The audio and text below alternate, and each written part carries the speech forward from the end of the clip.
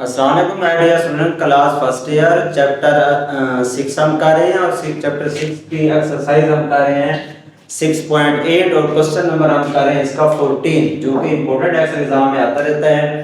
इसको हम डिस्कस करते हैं। ज्योमेट्रिक सीरीज का हम टॉपिक पढ़ रहे हैं और ज्योमेट्रिक सीरीज के टॉपिक की जो हम एक्सरसाइज कर रहे थे 6.8 और 6.8 का आज हम कर रहे हैं क्वेश्चन नंबर 14 जो कि इस एक्सरसाइज का लास्ट क्वेश्चन है।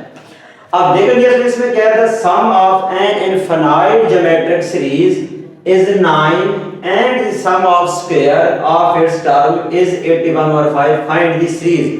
वो कहते हैं सीरीज फाइंड करें। आपके पास जो एक सीरीज है इनफिनाइट जिसका सम 9 दिया हुआ है, फिर उसी सीरीज का स्क्वायर लें और फिर जो उसके सम का स्क्वायर है वो हमारे पास 81 और 5 है और हमने करना क्या है इसमें, उसी वही सीरीज हमने क्या करनी है, फाइंड करनी है। अब देखेंगे इसमें हमारे पास क्या है, जो सीरीज है जो हम लेट करते हैं इनफिनाइट सीरीज, वो हमारे पास क्या है, लेट इनफिनाइट सीरीज। अब इनफिनाइट सीरीज हमारे पास क्या है, इनफिनाइट सीरीज हमारे पास है a1r square plus up to so on, ये हमारे पास है। इसमें सम उसने बताया हुआ है कि जो सम हमारे पास है वो 9 है और फिर sum of square of its term, इसी का सम ऑफ इट्स स्क्वायर, यानी इसी सीरीज का, इसी जो हमारे पास सीरीज है इसका sum of square of its term क्या है, सम ऑफ स्क्वायर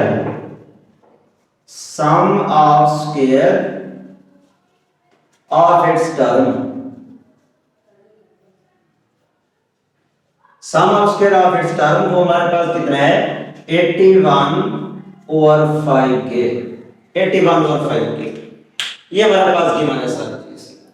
अब हम फार्मूला लगाएंगे कि हमारे पास जो इनफिनिटी सीरीज है, अब a1 क्या है हमारे पास, a1 a जो है a1 है और r हमारे पास क्या है भाई, r रहेगा। कैसे आ रहेगा, क्योंकि देखना a हमारे पास a1 है और जबकि r हमारे पास क्या आएगा, a1r और a1 ये कट हो गया इक्वल टू r के, a1 a जो है a1 के इक्वल है, r हमारे पास r के इक्वल है।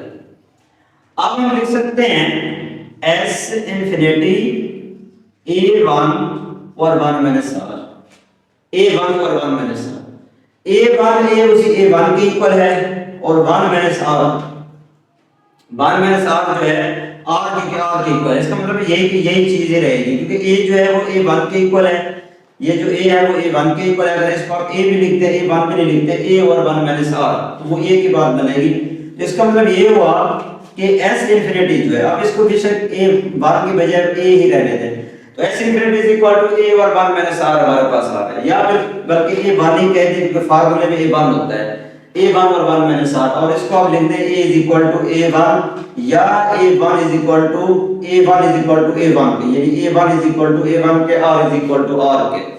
अब देखिए s infinity is equal to a1 और माइनस r के, s इंफिनिटी हमारे पास कितना है, सम जो है इसका 9 दिया हुआ है, हम इसकी जगह पर क्या पुट कर देंगे, 9 इज इक्वल टू a1 और 1 माइनस r के, 9 इज इक्वल टू a1 और 1 माइनस r, तो ये हमारे पास आ जाएगा। अगर इसमें से अगर हम 1 माइनस r की वैल्यू निकालते हैं तो या a1 की वैल्यू निकालते हैं, तो इसको क्रॉस मल्टीप्लाई कर दें, a1 is equal to 9 into 1 minus r, इससे आप इक्वेशन 1 कहते हैं, ये हमारे पास इक्वेशन 1 आ जाएगी। अब हम नेक्स्ट पे आते हैं। अब हमारे पास ये आ गई है, अब दूसरी फिर इसी सीरीज का, ये जो हमारे पास सीरीज दी हुई है, इसी सीरीज का हमने स्क्वायर लेना है, फिर उसका सम लेना है। अब इसी सीरीज के सम का स्क्वायर लें, जब इसका हम क्या करेंगे, सम ऑफ स्क्वायर लेंगे इसी टर्म का sum of square of its term, यहां पे लिखना है sum of square of its terms.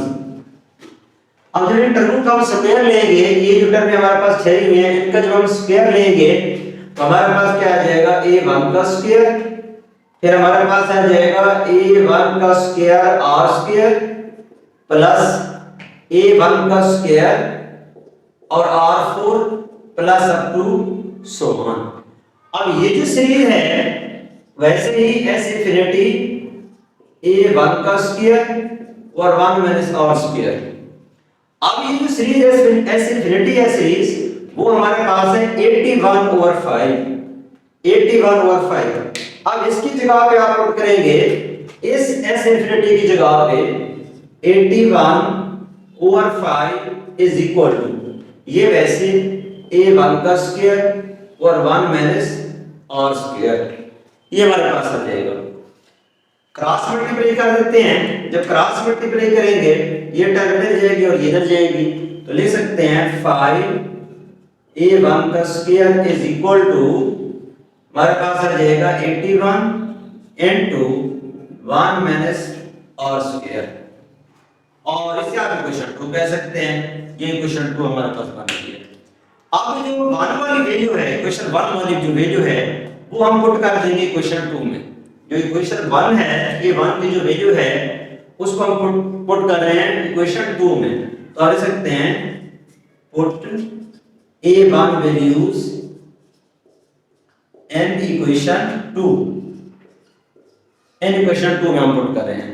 जब इक्वेशन 2 में पुट करेंगे तो लिखेंगे 5a1 का स्क्वायर, a1 की वैल्यू क्या है 9 into 1 minus r, अब लिख सकते हैं 9 into 1 minus r यानी इसका स्क्वायर, a1 का स्क्वायर इस पूरी टर्म का क्या बन जाएगा स्क्वायर बन जाएगा। और इधर से पहले से मौजूद है 81 into 1 minus r स्क्वायर, ये चीज हमारे पास आ जाएगी। और यहां तक पहुंचने के बाद अब इसमें हम क्या करते हैं, इसमें फार्मूला ओपन कर देते हैं। मैं इस पे लिख रहा हूं 5 into 81 1 minus r into 1 minus r is equal to, ये हमारे पास आ जाएगा। और यहां से 81 1 minus r 1 plus r, ये हमारे पास आ जाएगा। अब देखते हैं इसमें 1 minus r 1 minus r से कैंसिल हो जाएगा, 81 से कैंसिल हो जाएगा। हमारे पास क्या आ जाएगा, हमारे पास इसमें यहां से आ गया 5 और 5 को 1 से मल्टीप्लाई करेंगे, 5 को r से मल्टीप्लाई करेंगे -5r इज इक्वल टू, और यहां से हमारे पास आ गया 1 प्लस r, ये चीज हमारे पास आ जाएगी। और फिर इसको हम लिख सकते हैं 5 r उधर ले जाए 1 किधर ले जाए, जब इधर ले आएंगे तो हमारे पास क्या आ जाएगा, हमारे पास आ जाएगा डियर स्टूडेंट्स कि यहां से हमारे पास आ जाएगा, इसको इधर ले मैं लिख रहा हूं r plus 5r is equal to, इसको इधर ले आए 5 और 1 को इधर ले जाएंगे 5 माइनस 1, ये हमारे पास आ जाएगा। यानी हमने क्या किया है कि 5r को इस साइड पे ले आए, और पहले से मौजूद था और प्लस का 1 था, इसको साइड पे ले गए हैं -1 हो गया, यानी 5 पहले से ठहरा हुआ है उधर जाएगा -1 हो जाएगा। तो ये आ जाएगा 6r is equal to 4, divide कर देंगे, जब डिवाइड करेंगे 4/6 कट करेंगे 2/3 r इक्वल टू 2/3, तो ये किसकी वैल्यू डियर स्टूडेंट्स r की वैल्यू में मिल गई है। अब देखिए हमारे पास a1 की वैल्यू हमें जरूरत है क्योंकि r की वैल्यू लिखनी है, यही r की वैल्यू इक्वेशन 1 में हम पुट कर देते हैं तो हमें a1 की वैल्यू मिल जाएगी। तो इसको पुट कर देते हैं, पुट एन इक्वेशन 1, जब 1 में पुट करेंगे a1 की वैल्यू निकालने के लिए a1 is equal to 9 into 1 minus r, r की जगह मैं लिख रहा हूं 2/3, ये वैल्यू पुट कर देंगे। उसके बाद इसको सॉल्व करेंगे, a1 is equal to 9 into LCM लेंगे 3 भाग 3, 3 में से 2 चला गया, 3 में से 2 चला गया 1/3, और इसको कट करेंगे 3 आ जाएगा, यानी a1 की वैल्यू कितना आ गया हमारे पास 3 आ गई। ये जैसे हमारे पास किसकी वैल्यू आ गई है, a1 की वैल्यू आ गई है। अब देखें कि हमने r की वैल्यू भी निकाल ली है, a1 की वैल्यू भी निकाल ली है, तो ये दोनों वैल्यूज जो हैं हम सीरीज में पुट कर देंगे। जो हमारे पास बेसिकली सीरीज थी, उसी सीरीज में हम वैल्यू पुट करेंगे, तो हमारे पास सीरीज क्या थी, सीरीज हमारे पास थी, ये जो सीरीज हमारे पास ठहरी हुई है इसी में हम वैल्यू पुट कर देते हैं। मैं इसी को रेज कर देता हूँ और इसी की जगह यहाँ पे रिपोर्ट कर देता हूँ, क्योंकि ये तो ऑलरेडी आपको समझ आ गई है सर क्वेश्चन। अब मैं जैसे इसको यहाँ पे वैल्यू पुट कर रहा हूँ। जब इसी सीरीज के अंदर हम वैल्यू पुट करेंगे, जो हमने वैल्यू निकाली हुई है वही वैल्यू हम इसमें पुट करेंगे, तो अब हमारे पास a1 की वैल्यू हमने क्या निकाली है 3, a1 हमने वैल्यू फाइंड की हुई है 3 और r हमने फाइंड किया है 2/3, r की वैल्यू हमने फाइंड की है 2/3।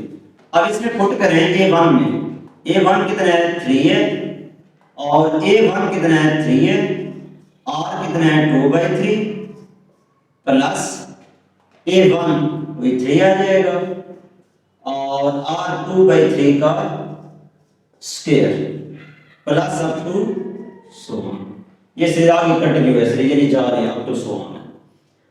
अब यहां तक लिखने के बाद हम लिख सकते हैं इसको 3 से कट गया, 3 प्लस 2 और एक 3 से कट गया, 2 का स्क्वायर 4 हो जाएगा और एक 3 बच जाएगा plus up to so on. तो ये डिवीजन हमारे पास क्या आ गया है, आंसर आ गया और ये हमारे पास सीरीज आ गई और यही हमने फाइंड करना था। तो ये डिवीजन हमारे पास क्या आ गया है, फाइंड। उसने यही कहा था फाइंड द सीरीज, तो ये हमने सीरीज क्या कर ली है, फाइंड कर ली। यही सीरीज हमने फाइंड करनी थी और ये हमारे पास सीरीज आ गई। ओके डिवीजन, उम्मीद है कि आपको समझ आ गई होगी कि हमने किस तरह a1 की वैल्यू निकाली है, किस तरह हमने r की वैल्यू निकाली है। जो हमें गिवन डेटा था उसी डेटे की हेल्प से हमने क्या किया, उसका जो है ना पहले इनफाइनाइट सीरीज लिखी है, फिर a1 की वैल्यू जो है ना इसमें से a1 की वैल्यू वहां से निकाल रहे थे, फिर वही वैल्यू इसमें हमने आके क्या किया, पुट की है, तो हमें सीरीज मिल गई है। ओके डियर स्टूडेंट्स, अल्लाह हाफिज।